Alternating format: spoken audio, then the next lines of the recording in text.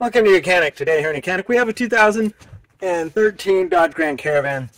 I'm going to show you how to replace the dome light. So the dome light in the middle of the van is right here. And so the way we need to replace it, we just need to pull this little tab right there and pop that down. And then it'll hang down there like that.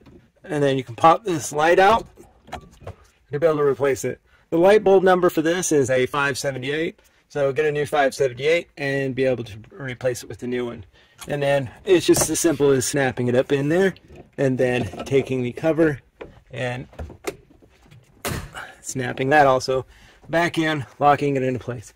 And so that is on a Dodge Grand Caravan, and also would be the same on your Chrysler Town Country to replace your dome light.